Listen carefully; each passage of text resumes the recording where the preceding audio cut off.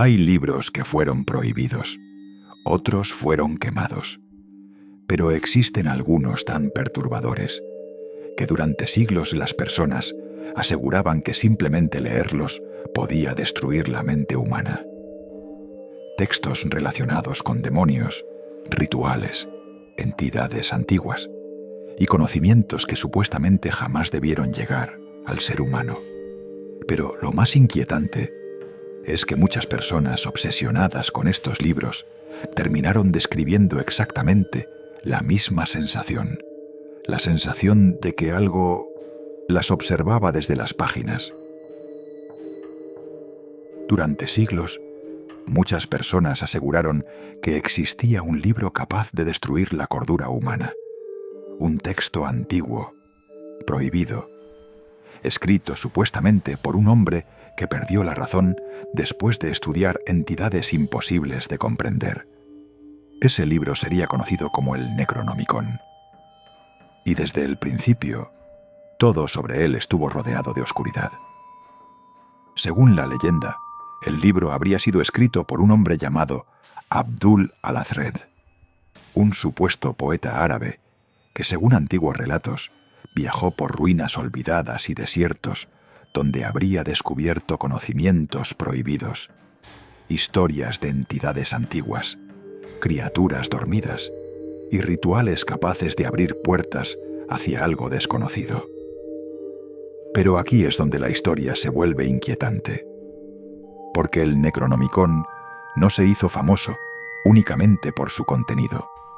Se hizo famoso por los efectos que supuestamente provocaba en quienes lo leían. Las leyendas afirmaban que algunos lectores sufrían pesadillas constantes, otros desarrollaban obsesiones enfermizas y algunos aseguraban sentir que algo invisible comenzaba a acompañarlos después de abrir el libro. Con el paso del tiempo, el Necronomicon comenzó a rodearse de historias todavía más extrañas. Coleccionistas que afirmaban haber visto versiones reales, bibliotecas acusadas de ocultarlo, y supuestos fragmentos apareciendo misteriosamente en distintos países. Pero hay algo particularmente perturbador.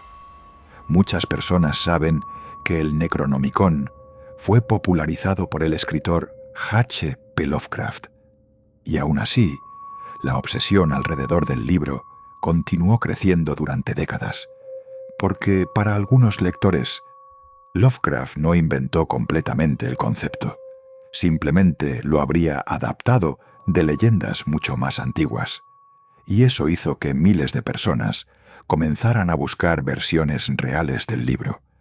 Algunos intentaron reconstruirlo, otros aseguraban poseer páginas auténticas, y lentamente, la línea entre ficción y realidad comenzó a desaparecer. Pero lo más inquietante ocurrió cuando aparecieron historias de personas completamente obsesionadas con encontrar el supuesto texto original, coleccionistas gastando fortunas, investigadores perdiendo años de sus vidas, personas asegurando que el libro las llamaba constantemente.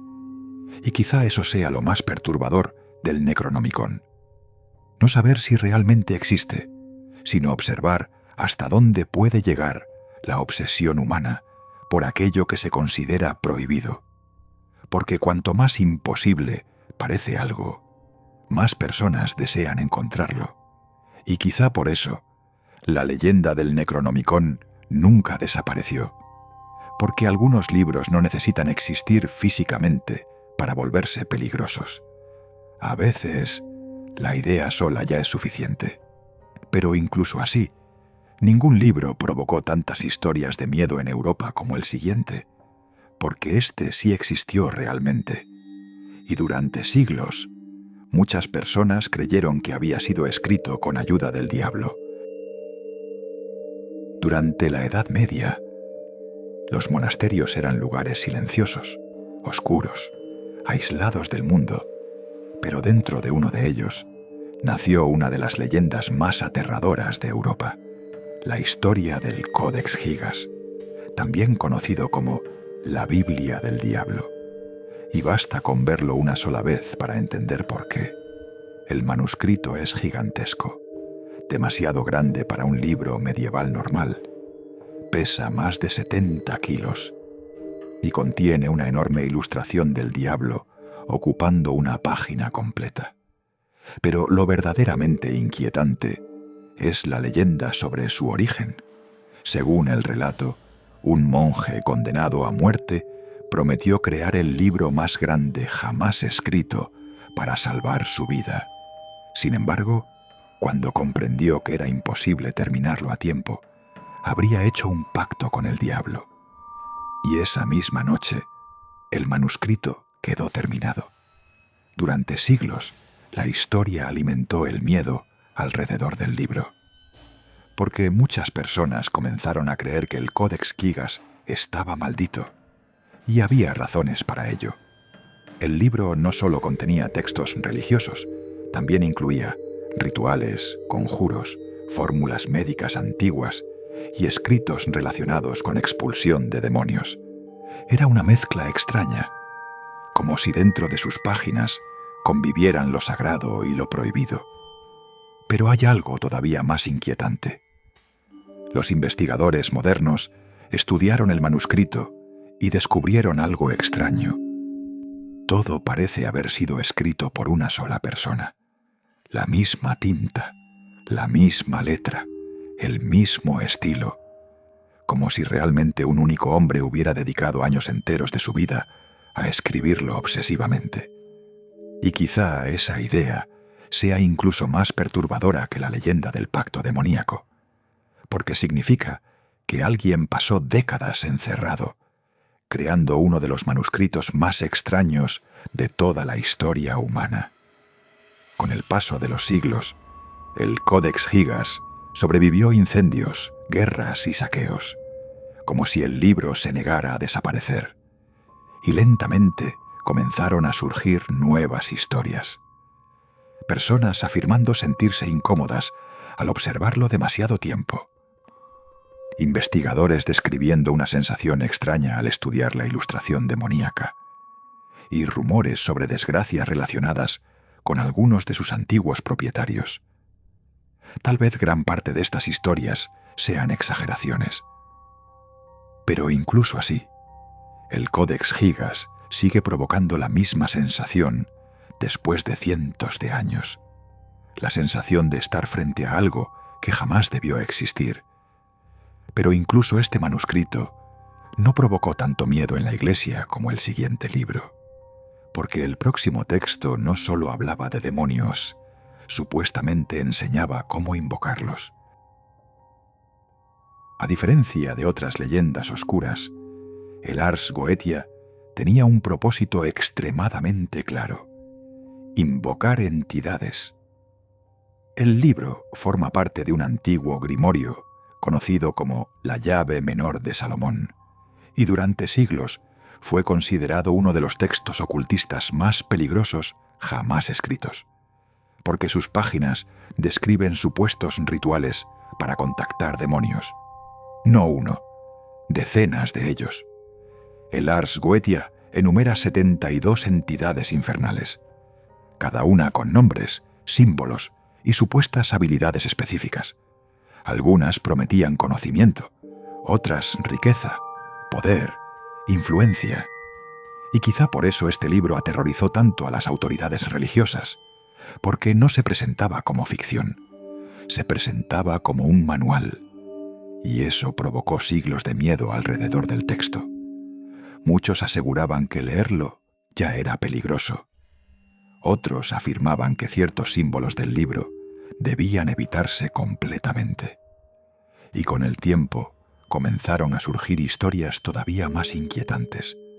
Personas realizando rituales secretos, supuestas invocaciones, y relatos de individuos que afirmaban haber visto cosas imposibles después de intentar practicar los procedimientos descritos en el libro. Pero aquí ocurre algo interesante. La mayoría de historiadores modernos consideran que gran parte del Ars Goetia pertenece a tradiciones ocultistas medievales mezcladas con superstición.